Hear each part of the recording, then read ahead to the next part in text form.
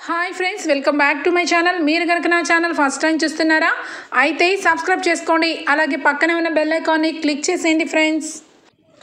ఈరోజు ఎపిసోడ్ అయితే సూపర్గా అదిరిపోతుంది. ఎక్కడా స్కిప్ చేయకుండా మొత్తం చూడండి ఫ్రెండ్స్. అప్పుడే మీరు ఎంజాయ్ చేయగలుగుతారు. నచ్చినట్లయితే ఒక చిన్న లైక్ ఇచ్చి ఎంకరేజ్ చేసేయండి ఫ్రెండ్స్. ఇక ఎపిసోడ్లోకి అయితే వెళ్ళిపోదాం.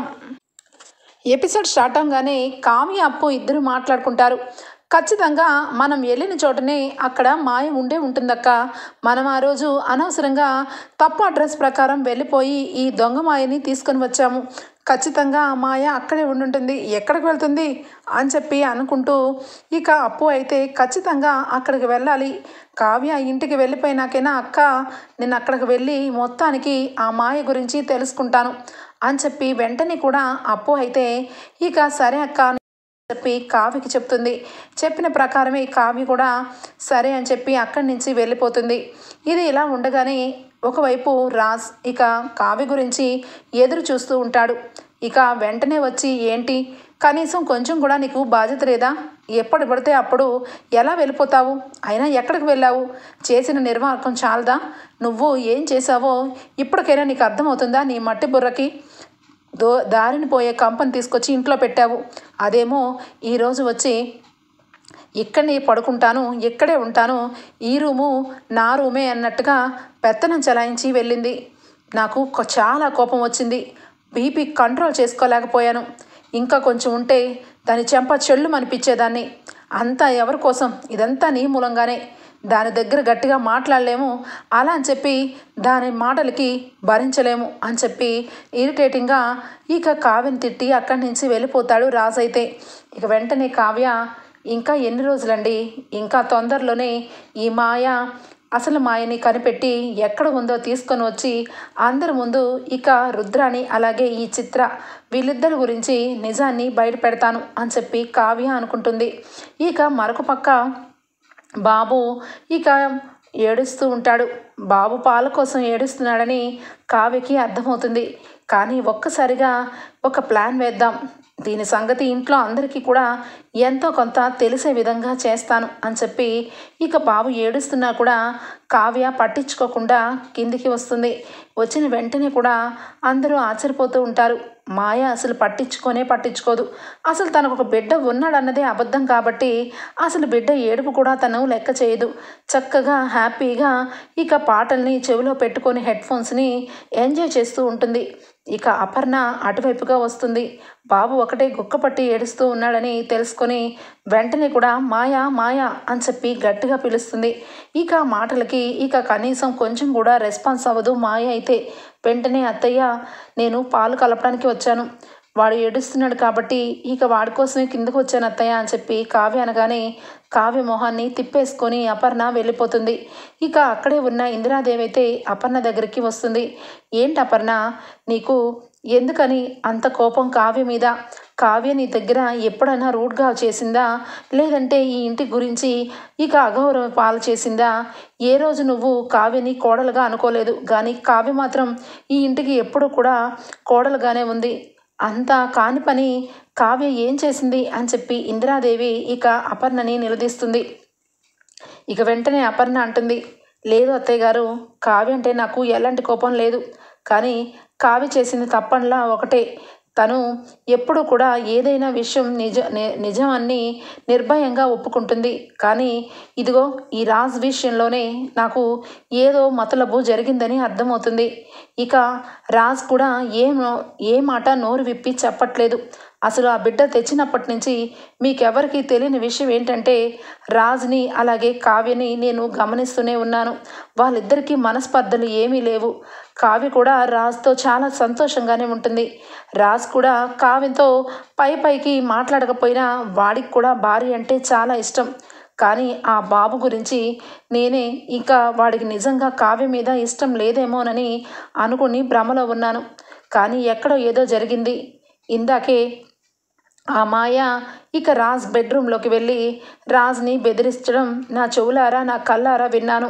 నేను ఇక్కడే పడుకుంటాను అని చెప్పి అంటూ ఉంటే రాజ్ వెంటనే ఇక మీదకి వస్తున్నావేంటి, పక్కకు వెళ్ళు అని చెప్పి తోసేయడం నా కళ్ళారా చూశాను అత్తయ్య గారు. కానీ ఈ విషయం గురించి నేను ఎవరికి ఏదడిగినా ఎవరు నిజం చెప్పరు. అలా అని చెప్పి ఇక ఈ విషయాన్ని ఇలా వదిలేయడం ఎంతవరకు కరెక్టు? అసలు ఆ మాయ ఎవరు, ఆ బిడ్డ ఎవరు, రాజ్ ఎందుకు ఈ విషయాన్ని దాచిపెడుతున్నాడు, నిజంగా రాజ్ బిడ్డే అయితే బిడ్డ తల్లి ఎక్కడుంది అని చెప్పి 1,00,000 ప్రశ్నలు నాకు ఎదురవుతున్నాయి.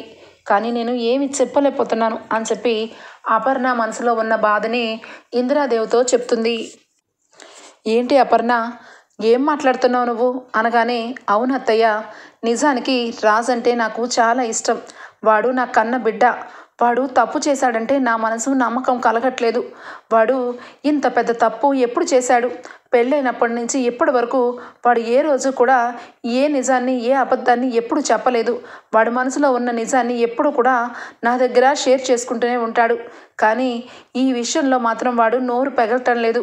అలా అని చెప్పి వాడు చెప్పేవన్నీ కూడా నిజాలని నాకు నమ్మకం కలగట్లేదు అని చెప్పి అపర్ణ అంటుంది. ఇక వెంటనే అక్కడే ఉన్న ఇందిరాదేవి, అపర్ణ, నువ్వు ఎలా బాధపడుతున్నావో వాడు కూడా అలాగే బాధపడుతున్నట్టున్నాడు. అందుకే అనుకుంటా ఏ విషయం కూడా చెప్పలేకపోతున్నాడు. చూద్దాం, ఎందుకైనా మంచిది తొందరపాటులో నిర్ణయం తీసుకోకుండా అసలు విషయాలు బయటకు వచ్చే వరకు మనం ఏ విషయాన్ని తొందరగా అంచనా వేయలేం కదా అని చెప్పి అపర్ణతో అంటుంది ఇక ఇందిరాదేవి. లేదు అత్తయ్య, ఈ విషయంలో ఖచ్చితంగా ఏ జరిగినా పర్వాలేదు. నేను ఒక నిర్ణయాన్ని తీసుకున్నాను. ఈ దెబ్బతో రాజ్ మనసులో ఉన్న నిజాన్ని బయట పెట్టాలి. లేదంటే కావ్య కూడా పూర్తిగా ఓపెన్ అప్ అయి నిజాలు అబద్ధాలు చెప్పాలి. వాళ్ళకి ఇద్దరికీ కూడా ఏదో జరుగుతుంది, ఎక్కడో ఏ శక్తో ఆపుతుంది. అందుకే కావ్య ఆ బిడ్డ విషయంలో ప్రేమ చూపిస్తుంది, రాజ్ని ఏమీ అనట్లేదు. అలాగే రాజ్ కూడా కళావతి కళావతి అంటూ కళావతి అంటే ప్రాణంగా మాట్లాడుతున్నాడు. వాడంతట వాడే ఒక బిడ్డని తీసుకొచ్చి నా రక్తమని చెప్తున్నాడు. వీళ్ళిద్దరి విషయంలో ఏదో బలమైన విషయం వీళ్ళిద్దరిని ఆపుతుందని నాకు అర్థమైంది. అందుకే ఈ ఇంటికి వచ్చిన మాయని నేను కోడలుగా కాకపోయినా అసలు ఆ అమ్మాయి ఎవరు, ఆ అమ్మాయి ఎందుకు వచ్చింది అన్నది తెలుసుకొని తీరుతాను. రేపు మీ అందరికీ అర్థమవుతుంది నేను ఏ ప్లాన్ వేశాను అని చెప్పి అపర్ణ వెళ్ళిపోతుంది. ఇక ఇదిలా ఉంటే మరొక వైపు ఆ మాయ ఫోన్లో మాట్లాడుతూ ఉంటుంది. ఫోన్లో మాట్లాడుతూ, చెప్పు ఎవరు గురించి నాకు అనవసరం. ఎవరు కూడా వచ్చినా నా విషయం గురించి ఎవరికీ చెప్పద్దు. నేను ఒక విషయం మీద ఇక్కడికి వచ్చాను. అనుకోకుండా పెద్ద పార్టీనే దొరికింది. చాలా డబ్బులు ఇస్తామన్నారు. ఇక నేను ఆ డబ్బులు తీసుకొని ఒకేసారి నేను నీ దగ్గరకు వస్తాను. అప్పటి వరకు నువ్వు నా దగ్గరికి రావద్దు అని చెప్పి అంటూ ఉంటుంది. ఇక వెంటనే కావ్య ఎవరితో మాట్లాడుతుంది ఈ మాయ, ఖచ్చితంగా ఈ చిత్ర ఎవరితో మాట్లాడుతుందో తెలుసుకుంటే ఎంతో కొంత ప్రయోజనం ఉంటుంది అని చెప్పి కావ్య అయితే వెనక్గా నుంచొని వింటూ ఉంటుంది. ఇక అవతల వ్యక్తి మాట్లాడుతూ ఉంటే యువతల నుంచి, పొద్దుని చెప్పాను కదా, ఖచ్చితంగా ఈ టైంలో కనుక నిన్ను నేను కలిస్తే ఎట్టి పరిస్థితుల్లోనూ విషయాన్ని బయట పెట్టేసేదాన్ని అవుతాను. నన్ను బయట చూస్తే ఎవరైనా నేను ఎవరిని అన్నది నీ ద్వారా తెలుసుకునే అవకాశం ఉంటుంది. కాబట్టి ఖచ్చితంగా కొన్ని రోజులు ఓపిక పట్టు, ఇప్పుడైతే కలవడం కుదరదు అని చెప్పి అంటూ ఉంటే అవతల వ్యక్తి అయితే చాలా ప్రెజర్ చేసి, నువ్వు కలిస్తే ఖచ్చితంగా బాగుంటుంది, లేదంటే నేనే అక్కడికి వస్తాను. ఎందుకంటే నాకు డబ్బు కావాలి. నువ్వు ఏదో విధంగా డబ్బుని తీసుకొని వస్తానని మాట ఇచ్చి వెళ్ళావు. కాబట్టి డబ్బుని తీసుకొని వచ్చి ఇచ్చేసి వెళ్ళు. తర్వాత నువ్వు ఏమైపోయినా నాకు సంబంధం లేదు అని చెప్పి అంటూ ఉంటాడు. వెంటనే సరే ఏదో ఒకటి చేసి నేనే వస్తానులే అని చెప్పి ఫోన్ పెట్టేస్తుంది. కావ్య వెంటనే కూడా పక్కకి తప్పుకుంటుంది. ఏంటి, ఎవరో గట్టిగా రమ్మని వార్నింగ్ ఇస్తున్నారు, ఇది కూడా చాలా మెల్లగా మాట్లాడుతుంది, ఇంతకీ ఎవరో అని చెప్పి అనుకుంటుంది. వెంటనే సరే కదా అని చెప్పి ఒక్కసారిగా అది ఫోన్లో ఎవరితో మాట్లాడుతుందా అని చెప్పి మాయ లేని టైంలో మాయ ఫోన్ తీసుకొని ఆ ఫోన్ నెంబర్ని నోట్ చేసుకుంటుంది. నోట్ చేసుకొని ఈ నెంబర్ మీద అప్పుకి ఎంక్వైరీ చేయమని చెప్పాలి. అప్పుడు ఖచ్చితంగా ఈ చిత్ర గురించి ఎంతో కొంత ఇన్ఫర్మేషన్ వస్తుంది. అసలు స్విచ్ అంతా కూడా ఈ చిత్ర దగ్గరే ఉంది. ఈ చిత్ర ఆ మాయని మాయం చేసిందని అర్థమవుతుంది. అందుకే ఆ మాయని పెట్టుకొని ఇంట్లోకి చేరింది. దీని బండారం బయట పెట్టాలంటే ఖచ్చితంగా దీని గురించి ఎంతో కొంత ఇన్ఫర్మేషన్ ముందుగానే తెలుసుకొని ఉంచుకోవాలి అని చెప్పి కావ్య ఆ నంబర్ని తీసుకుంటుంది. ఇక అప్పుకి చెప్పేస్తుంది. అప్పు మొత్తానికి ఆ నెంబర్ ఉన్న అడ్రస్ని తెలుసుకునే ప్రయత్నంలో ఉంటుంది. ఇక ఇదిలా ఉంటే ఇక ఒక్కసారిగా రుద్రాణి వస్తుంది గదిలోకి. మాయ దగ్గరికి వచ్చి, ఇదిగో మాయ, నీ విషయంలో నేను చాలా ఆలోచించి ఈ ఇంటికి తీసుకుని వచ్చాను. ఆచితూచి మెలుచుకోవాలి. ఖచ్చితంగా ఆ కావ్య కంటే నువ్వే బెస్ట్ అని మా వదిన దృష్టిలో పడాలి. అప్పుడే ఖచ్చితంగా నీకు ఈ ఇంట్లో స్థానం ఉంటుంది. లేదంటే ఖచ్చితంగా ఇంట్లో నుంచి గెంటేసే అవకాశం కూడా ఉంది. దానిని దృష్టిలో పెట్టుకొని నువ్వు ఈ ఇంట్లో నడుచుకో అని చెప్పి ఇక రుద్రాణి అయితే అంటూ ఉంటుంది. ఇక వెంటనే కూడా అటువైపుగా ఇక అపర్ణాదేవిని గమనించి, సరే మా వదిన ఇటువైపే వస్తుంది. ఖచ్చితంగా మా అపర్ణ వదిన దగ్గరికి వెళ్ళి 2 కన్నీరు చుక్కలు కార్చి, జరిగిన దానిలో ఇక నా తప్పు లేదండి, నేను రాజు ప్రేమించుకున్నామని కాలా పడు, ఖచ్చితంగా నీ వైపే మొగ్గు చూపుతుంది మా వదిన అని చెప్పి నేర్పిస్తుంది. ఇక వెంటనే కూడా ఇక అపర్ణ దగ్గరికి వెళ్ళి, అత్తయ్య గారు అని చెప్పి ఇక కళ్ళ వెంట నీళ్లు కార్చుకుంటూ, నాకు అన్యాయం చేయకండి, దయచేసి నన్ను నా భర్తని వేరు చేయకండి. రాజ్ అంటే నాకు చాలా ఇష్టం, అలాగే నేనన్నా ఆయనకి ఇష్టం. కానీ మధ్యలో ఈ కళావతిని పెళ్లి చేసుకొని ఆయన చాలా బాధలు పడ్డాడు. ఇక ఇష్టం లేని పెళ్లి చేసుకున్నారు కాబట్టి కళావతిని ముట్టుకోలేదు. కానీ నా విషయంలో అలా కాదు. ఆయనకి నేనంటే చాలా ఇష్టం. నేను ఆయన ఎంతో అన్యోన్యంగా ఎంతో ప్రేమగా ఉన్నాం. మా ప్రేమకి ప్రతిరూపం ఈ బాబు. వీడి మొహం చూసైనా ఈ విషయంలో మీరు నా వైపు మంచి నిర్ణయం తీసుకుంటారనుకుంటున్నాను. ఈ ఇంట్లో నేను డబ్బు కోసం ఆశపడి రాలేదు. కావ్య నాకు న్యాయం చేస్తానని తీసుకొని వచ్చింది. కాబట్టి కావ్య విషయంలో కంటే నా విషయం మీరు కొంచెం గట్టిగా ఆలోచించండి. బిడ్డతో నేను ఎక్కడికి వెళ్ళగలను? నా మెళ్ళో మంగళసూత్రం కూడా లేదు. రాజు నన్ను చాలా డీప్గా ప్రేమించాడు.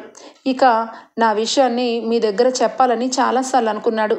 కానీ విధి వల్ల ఈ కళావతి ఇక మా ఆయన దీంట్లో భారీగా వచ్చింది. నలుగురు దృష్ట్యా ఇక నా విషయం అందరి దగ్గర తెలిస్తే బాగోదని నా విషయం పక్కన పెట్టారు. కానీ మనసా వాచ ఇష్టపడింది నన్ను తీసుకుని వచ్చి తన ప్రేమని చెప్పాలనుకున్నాడు. కానీ ఇంతలోనే ఇదిగో ఈ కావ్య ఇక ఈ ఇంటికి కోడలుగా వచ్చేసింది అని చెప్పి ఇక కావ్య గురించి లేనిపోని మాటలన్నీ చెప్తూ ఇక అపర్ణ దగ్గర ఇక చాలా నెమ్మదస్తురాల్లాగా చాలా మంచిదానిలాగా మాట్లాడుతూ ఉంటుంది. ఇక అపర్ణ అయితే ఏమీ ఆలోచించలేదు. నేను తీసుకునే నిర్ణయంకు నేను తీసుకుంటాను, నువ్వేమీ బాధపడిన అవసరం లేదు అని చెప్పి అపర్ణ అక్కడి నుంచి వెళ్ళిపోతుంది. ఇక వెంటనే బాగా ఆలోచించిన అపర్ణ ఏం చేస్తే ఈ విషయానికి పరిష్కారం ఏర్పడుతుంది? వీడు నోరు విప్పట్లేదు. వీడు ఎప్పటికీ నోరు విప్పకపోతే ఈ సమస్యకి పరిష్కారం ఎలా నేను చూస్తాను? అందుకే వీడికి నోరు విప్పేలాగా చెయ్యాలి అంటే ఒకటి అస్త్రం, విడాకుల అస్త్రం.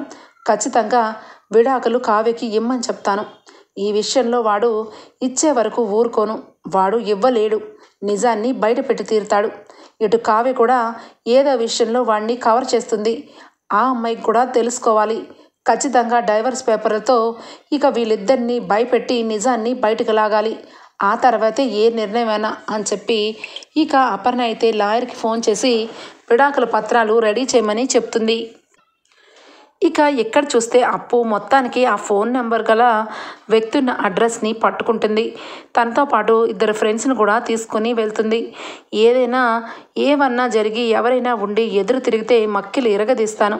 నేను పోలీస్ ట్రైనింగ్ తీసుకున్నాను.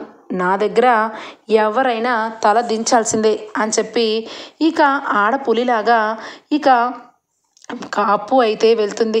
అక్కడికి వెళ్ళినాక ఇక ఒక విషయం అయితే కరెక్ట్గా తెలిసిపోతుంది. ఇక ఆ చిత్ర ఎవరో కాదు, ఇక స్వయాన మాయకి సొంత చెల్లెలు. మాయ ఇక ఆ ఇంట్లో ఎప్పుడు కూడా అక్కడే ఉంటూ ఒక బిడ్డకి జన్మనిచ్చి ఆ బిడ్డని పోషించుకుంటూ ఆఫీస్కి వెళ్ళిపోతూ తన జ్ఞానంలో తను బాగానే ఉంటూ ఉంటుంది. కానీ చిత్ర మాత్రం చాలా డబ్బు ఆశగలది. ఇక ఆ డబ్బు కోసం అక్కని అలాగే ఆ బిడ్డని యూజ్ చేసుకోవాలని తను ఎంతగానో ఇక ఉబలాటం చెందుతూ ఉండే మనిషి. ఇక చిత్రకి అలాగే మాయకి ఇద్దరు అక్కా చెల్లెళ్ళైన చిత్ర కంటే మాయ ఎంతో కొంత బెటరు, కొంచెం మంచి అమ్మాయి. ఇక మాయ విషయాన్ని అడ్డం పెట్టుకొని మాయకి ఇక లేనిపోనిగా నువ్వు గనక డబ్బు తీసుకుని వస్తేనే ఈ ఇంట్లో ఉంటావు, లేదంటే నువ్వు ఈ ఇంట్లో నుంచి వెళ్ళిపోతావు అని చెప్పి అంటూ ఉంటుంది. ఇక అక్కడికి వెళ్ళిన అప్పుకి చిత్రకు సంబంధించిన కొన్ని విషయాలైతే తెలియడం మొదలవుతుంది. అక్కడ ఉన్న వాళ్ళు చాలామంది చిత్ర గురించి చాలా భయంకరమైన నిజాలైతే అప్పుకి చెప్తారు. చిత్ర చాలా వరకు డబ్బు పిచ్చి కోసం ఏదన్నా చేస్తుంది, ఎవరినైనా మోసం చేస్తుంది. అంత టాలెంట్ ఉంది చిత్రకి. కానీ మాయ మాత్రం అలాంటి మనిషి కాదు. తనకి పెళ్లి జరిగింది. పెళ్ళైన ఏడాదికే ఒక బిడ్డ అయితే పుట్టాడు. భర్తకి ఆరోగ్యం బాగోక ఇక ఆఫీస్లో వెళ్తూ తనంటూ కొంతకాలం తన బ్రతుకు ఇక పోతూ ఉంది. ఈ మధ్యకాలంలో ఆ అమ్మాయి కనిపించట్లేదు. ఆ అమ్మాయి ఎక్కడికి వెళ్ళింది ఏంటి అన్న నిజం తెలియదు. కానీ చిత్ర అనే అమ్మాయి మాత్రం సూపర్ డూపర్గా యాక్టింగ్ దంచేస్తుంది. ఈ మధ్య ఎవరో కొత్త పార్టీ వచ్చారు, ఆ పార్టీకి సంబంధించిన నేను వ్యవహారంలో ఉన్నాను, అప్పుడే నేను ఈ ఇంటికి రాను, నా కోసం ఎవరైనా వచ్చినా ఏ ఇన్ఫర్మేషన్ ఇవ్వద్దని చెప్పింది అని చెప్పి అక్కడ వాళ్ళు చెప్తారు. ఇక అప్పు వెంటనే కూడా అక్కడ ఉన్న ఒక డ్రింక్ చేసుకుంటూ కొంచెం డ్రింక్కి అడిక్ట్ అయిపోయిన అతనైతే ఉండడం గమనిస్తుంది. వీడెవడో మనకి యూజ్ అయ్యేలాగే ఉన్నాడు, వీడికి ఎంతో కొంత డబ్బులు ఇస్తే వీడు మొత్తం కదా చెప్తాడేమోనని ఆశించి అప్పు అయితే ఏంటి ఇక్కడ, ఎవరు నువ్వు అనగానే నీకెవరు కావాలి అని చెప్పి అంటాడు. నాకు ఈ ఇంట్లో ఉండే అమ్మాయిల గురించి కొంత ఇన్ఫర్మేషన్ కావాలి, ఇక చిత్ర గురించి కావాలి అని చెప్పి అనగానే హో చిత్ర, అదేలే, ఇక నాటకాలు వేసుకుంటూ ఎవరైనా తీసుకుని వెళ్ళి పర్ఫార్మెన్స్ చేయమంటే పర్ఫార్మెన్స్ చేస్తూ డబ్బు కోసం ఇక మానవత్వం లేకుండా ప్రవర్తించే చిత్ర గురించేనా అని చెప్పి అంటాడు. అవును, ఏంటి అలా మాట్లాడుతున్నావు, నా ఫ్రెండ్ చిత్ర గురించి అని చెప్పనగానే నీ ఫ్రెండా, మరి నీ ఫ్రెండ్ అయినప్పుడు ఆ చిత్ర గురించి నీకంటే నాకేం తెలుసు, నాకెందుకు అడుగుతున్నావు అని చెప్పి అంటాడు. అంటే చిత్ర గురించి ఏమన్నా మంచి విషయాలు చెప్తావేమోనని ఆశించాను అనగానే చిత్ర గురించి మంచి చెప్పడానికి ఏమన్నా ఉంటుందా ఏంటి, ఎంతైనా బాగా డబ్బు పిచ్చి, డబ్బు కోసం సొంత అక్క చెల్లెల జీవితాలనే పణంగా పెట్టుతుంది.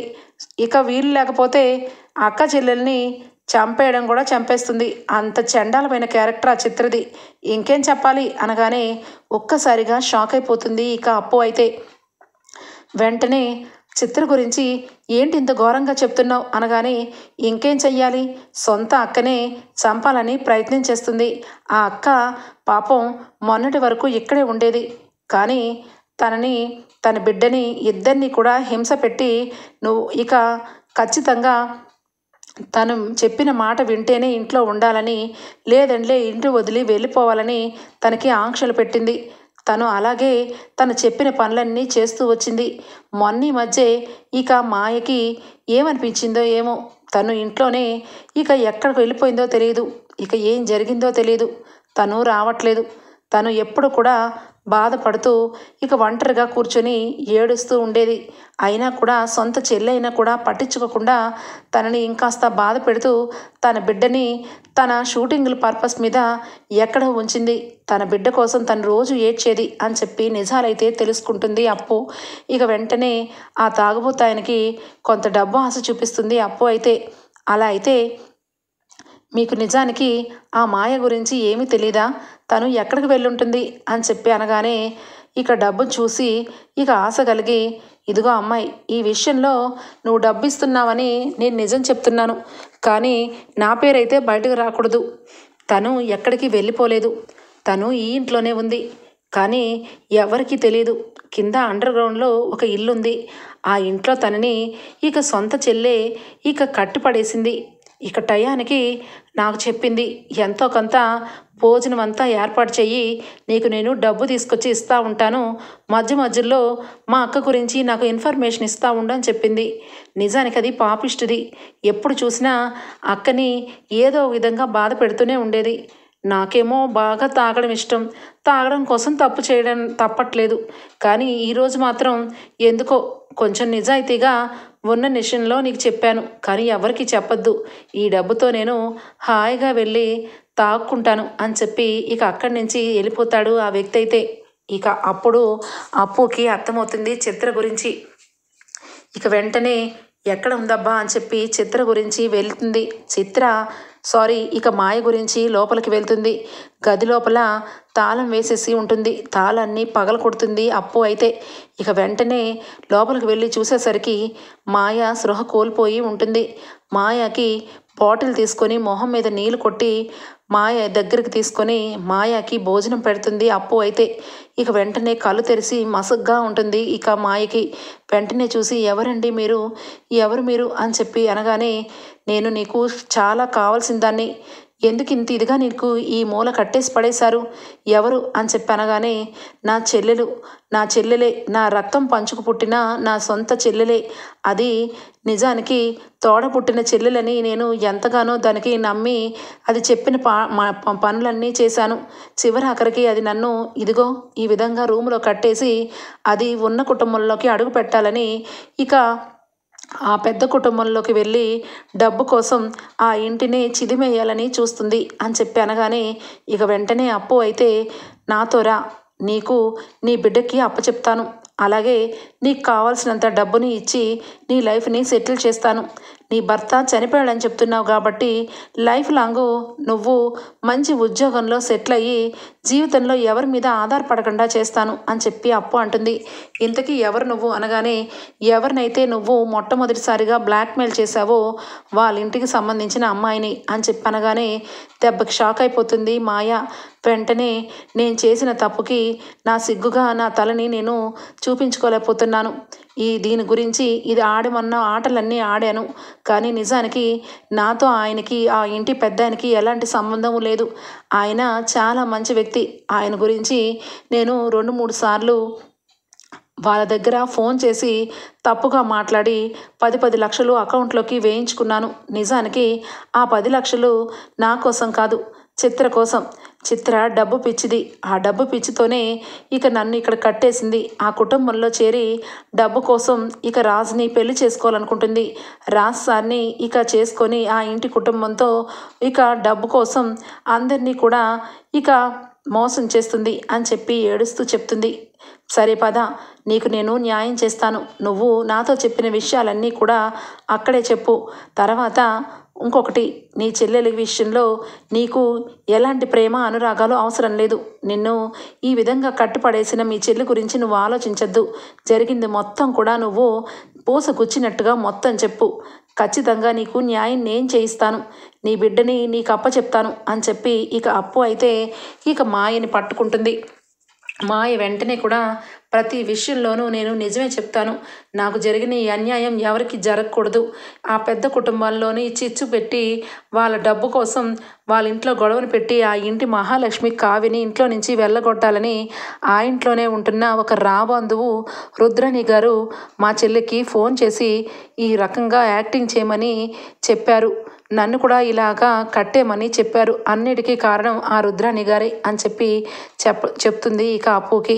ఇక అప్పు వెంటనే కూడా, నువ్వు ఏమైతే చెప్పాలనుకుంటున్నావో అదంతా కూడా ఈ ఫోన్లో రికార్డ్ చేస్తాను, దీని ముందు వచ్చి అంతా చెప్పు అని చెప్పి మొత్తం సాక్ష్యం అంతా కూడా ఫోన్లో రికార్డ్ చేసుకుంటుంది. ఇక వెంటనే కూడా మాయకి ఇక మొహానికి స్కార్ఫ్ కట్టి పద నాతో పాటు అని చెప్పి తీసుకొని వెళ్తుంది. ఇక ఇంతలో ఇక్కడైతే అపర్ణ ఇక వేస్తుంది ఒక పెద్ద ప్లానే. రాజ్ ఖచ్చితంగా కావ్య మీద ప్రేమని బయట పెడతాడు, కావ్య కూడా నిజం బయట పెడుతుంది అని చెప్పి డైవర్స్ అయితే కావ్యకి రాజ్ నువ్వు ఇచ్చేయాలి, కావ్య ఇంట్లో ఉండడానికి వీల్లేదు, కావ్య ఇక పుట్టింటికి వెళ్ళిపోతుంది, తనకి డైవర్స్ ఇచ్చేసి నువ్వు అలాగే ఈ మాయ ఇద్దరు కలిసి పెళ్లి చేసుకోవాలి, ఈ దుగ్గిరాల వారి ఇంటికి తనే కోడలు అని చెప్పి కావాలని కోపం రావాలని నిజం బయటికి రావాలని చిన్న డ్రామా ప్లే చేస్తుంది అపర్ణ. ఇక రాజ్ తట్టుకోలేడు. మమ్మీ ఏం మాట్లాడుతున్నావు? నేను ఎవరిని పెళ్లి చేసుకోవాలి మమ్మీ? నా జీవితాంతం నా ప్రేమ నా అనురాగం అంతా కూడా కళావతికి నేను డైవర్స్ ఇవ్వను కూడా అని చెప్తాడు. కావ్య కూడా అత్తయ్య గారు మీరు అబద్ధాన్ని నిజం అనుకుంటున్నారు, నిజాన్ని అబద్ధం అనుకుంటున్నారు. ఈ విషయంలో ఇంకా చాలా నిజాలు ఉన్నాయి, అవన్నీ కూడా మీకు చెప్పాలనుంది. కానీ ఈ లోపలే మీరు ఈ రకంగా చెప్తున్నారు, నా మాట నమ్మండి అని అంటూ ఉంటుంది. అప్పుడు అనుకుంటుంది అపర్ణ, ఖచ్చితంగా నేను అనుకున్నట్టు వీళ్ళిద్దరూ ఏదో విషయం దాస్తున్నారు, ఖచ్చితంగా ఈరోజు బయట పెట్టించాలి అని కోపంతో నువ్వు ఎన్ని చెప్పినా ఈ ఇంట్లో నువ్వు ఉండడానికి వీల్లేదు, నువ్వు రాజు విడిపోవాల్సిందే, విడిపోతేనే ఈ ఇల్లు బాగుపడుతుంది అని బలవంతం చేస్తూ ఉంటుంది. అప్పుడు వస్తుంది అప్పు కరెక్ట్గా వస్తూ. ఇక అపర్ణ ఏంటి ఎవరి అమ్మాయి అనగానే గుర్కాలోంచి స్కార్ఫ్ని బయటకు తీసి మొహాన్ని అందరికీ చూపిస్తుంది. ఈ అమ్మాయి పేరు మాయా, ఈ అమ్మాయే ఆ బిడ్డకి తల్లి. నిజానికి ఈ చిత్ర ఈ మాయ చెల్లెలు. ఈ చిత్రకి డబ్బు పిచ్చి ఎక్కువయ్యి తనని ఇంట్లోనే తన సొంత అక్కనే ఇంట్లో కట్టిపడేసి తను పెత్తనం చెలాయిస్తుంది అని అప్పు చెప్తుంది. అప్పు మాటలకి కుటుంబం అంతా అవాక్కైపోతారు. రాజ్ కావ్య ఆనందంతో అప్పు మొహం కసి చూస్తారు. అప్పు అంటుంది, బావగారు మీరు అనుకున్నట్టు ఏమీ జరగలేదు. మీరు ఎప్పటి నుంచో భయపడుతూ మా మమ్మీ ఏమైనా అయిపోతుంది మా డాడీ చేసిన పనికి అని మీరు లేనిపోని తలనొప్పంతా తల మీద పెట్టుకున్నారు. నిజం చెప్పు మాయా, నీకు న్యాయం జరుపుతుంది. ఈ కుటుంబం నీ వెనకాలే అండగా ఉంటుంది. అంతెందుకు నీ బిడ్డను చూసావా, మా బావగారు ఎలా పట్టుకున్నారో. మా బావగారు ఎప్పుడూ మాట అంటే మాటే. మా బావ కానీ ఈ ఇంటి కుటుంబం కానీ నీకు అన్యాయం జరగదు, నిజం చెప్పు అని అనగానే ఇక చిత్ర అక్కడే ఉంటుంది. వెంటనే చంప చెల్లుమని కొడుతుంది మాయ చిత్రది. ఇది నా చెల్లెలు, ఇది డబ్బు వ్యామోహంతో ఈ ఇంటిని ఇక కావాలని బ్లాక్మెయిల్ చేయమంది. నేను దీని మాట విని ఫస్ట్ దీని మాట ప్రకారమే ఫాలో అయ్యాను. కానీ తర్వాత అర్థమైంది దేవుడు లాంటి అతన్ని ఇంత హింస పెట్టి కావాలని ఆ బిడ్డని ఈయనకి పుట్టారని ఈ ఇంటి వారసుడని చెప్పించింది. ఇక చెప్పిన తర్వాత నేను ఇలాంటి పనులు చేయనని గట్టిగా నేను వార్నింగ్ ఇచ్చాను. నా మాట వినకుండా నన్ను పెడచెవును పెట్టేసి నన్ను కిడ్నాప్ చేయించి ఇంట్లోనే బంధించేసింది. ఇది నా పేరు పెట్టుకుని ఇంటికి వచ్చింది. నిజానికి ఆ బిడ్డ నా భర్త చనిపోయాడు. నా భర్త ఈరోజు ఎక్కడ స్వర్గంలో ఉన్నాడో నరకంలో ఉన్నాడో తెలియదు, కానీ నిజానికి నా బిడ్డ నేను హ్యాపీగా ఉండేవాళ్ళం. అలాంటిది మా జీవితాన్ని నరక యాతన చేసి పడేసింది ఇదిగో ఈ చిత్ర అని మాయ మొత్తానికి నిజాన్నంతా బయట పెట్టేస్తుంది. ఏం మాట్లాడుతున్నావు? నువ్వు అసలు అక్కవేనా? నిజానికి నీ వల్లే ఇదంతా. నాకు అసలు నువ్వే కదా చెప్పావు ఈ ఇంటి వాళ్ళు నీకు మోసం జరిగిందని అనగానే ఇక చెంప చెల్లుమని కొడుతుంది. ఇక కావ్య వచ్చి నోరు ఎత్తి మాట్లాడాలంటే నాలుక చీరేస్తాను, నిన్ను ఇక్కడికి తీసుకొచ్చింది ఎవరో, ఇక నువ్వు ఎందుకు ఈ డ్రామా చేస్తున్నావో అంతా కూడా నీ నోటితో నువ్వే చెప్పకుండా మీ అక్కని ఏంటే సతాయిస్తున్నావు. ఇలాంటి ఆడవాళ్ళు ఉన్నంతకాలం భూమి మీద న్యాయాన్ని అన్యాయానికి రోజులు ఉండవు. ఈ ఇంట్లో అసలు నీకు ఎలాంటి సంబంధం లేదు, కానీ ఈ ఇంటికి వచ్చి ఇక నా ఇంట్లోనే నా బెడ్నే షేర్ చేసుకుందాం అనుకుంటున్నావా? ఇంతకాలం ఆయన గురించి ఇక మావయ్య గారి గురించి ఏవన్నా విషయాలు బయటపడతాయేమో, ఈ ఇంటికి మంచిది కాదని నేను చాలా సహనంగా ఉన్నాను. ఈరోజు నా సహనానికి ఇక పరీక్ష పెడతావా అని రెండు చెంపలు వాయించి జుట్టు పట్టుకొని బరాబరా ఈడ్చుకొస్తుంది ఇక కావ్య. అయితే ఇక అపర్ణ వెంటనే కూడా అమ్మ కావ్య, ఇలాంటి దరిద్రాలని మన చేతితో ముట్టుకోకూడదు. ఖచ్చితంగా ఇలాంటి వాళ్ళకి భగవంతుడు శిక్ష వేస్తాడో వేయడో కానీ ఇక్కడే శిక్ష పడిపోవాలి. ఇంకా ఆలోచిస్తున్నారు ఏంటండి?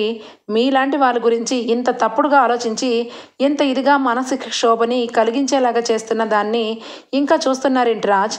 దీన్ని తలకు చెయ్యి వేసి ఇంట్లో నుంచి గెంటేసేయండి. ఇక ఈవిడితో పాటు పక్కనే నుంచొని సినిమా చూస్తున్న నా తోటికోడలు కానీ నా ఆడపడుచు రుద్రాణి అని చెంప పగల కొడుతుంది అపర్ణ. ఇక ఒక్కసారిగా షాక్ అయిపోతాడు రాహుల్. అత్త అనగానే నోరు మూసుకొనుండు, ఎవర్రా నీకు అత్త? నువ్వు మీ అమ్మ అనాథ పక్షులు, మీలాంటి వాళ్ళని చేరదీసి ఇంట్లో పెట్టినందుకు చాలా పెద్ద బహుమతినే ఇచ్చారు. నా భర్తనే చెడ్డవాడిని చేసి నా భర్తే చనిపోయే రీతిగా ఇద్దరు కూడా ప్లాన్ వేశారు. ఇదిగో ఈ చిత్ర భాగవతం చూసినప్పుడే నాకు అర్థమైంది. బాబు కంకటిల్లిపోతూ ఆకలి కోసం అలమటించిపోతుంటేనే హెడ్ఫోన్స్లో పాటలు వినుకుంటుంది. ఒకవైపు నా రక్తం సంబంధించిన కొడుకు అని చెప్పి రాజ్ చెప్తూనే ఇక మరొక వైపు నా నా ప్రాణం కళావతి అన్నట్టుగా వీడి బిహేవియర్ అంతా తెలుసుకున్నాను. ఇక ఎటొచ్చి మూల కారణం నువ్వేనని నాకు అర్థమైంది. కానీ అందరి ముందు ఈ విషయం ఎలా చెప్పాలో అర్థం కాలేదు. కానీ దేవుడు ఉన్నాడు కాబట్టి ఇదిగో ఈ అప్పులే దేవుడి రూపంలో ఈ మాయని తీసుకొని వచ్చింది.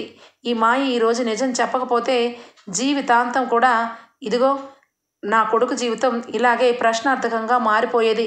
నా కోడలు ఇక ఇంట్లో ఉంటూనే ఎవరికి కాని మనిషిలాగా మిగిలిపోయేది. ఇన్ని విషయాలకి కారణమైన నిన్ను ఏ రకంగా క్షమిస్తాను? క్షమించను అని చెప్పి వెంటనే కూడా పోలీసులకు పిలిపించి అరెస్ట్ చేయిస్తుంది అపర్ణ. ఓకే ఫ్రెండ్స్, ఈ ఎపిసోడ్ అయితే ఇంతటితో ఎండ్ అయిపోతుంది. రేపటి ఎపిసోడ్లో కలుద్దాం ఫ్రెండ్స్. నచ్చినట్లయితే ఒక లైక్ ఇచ్చేయండి friends. Bye, take care, thank you for watching. Hi friends.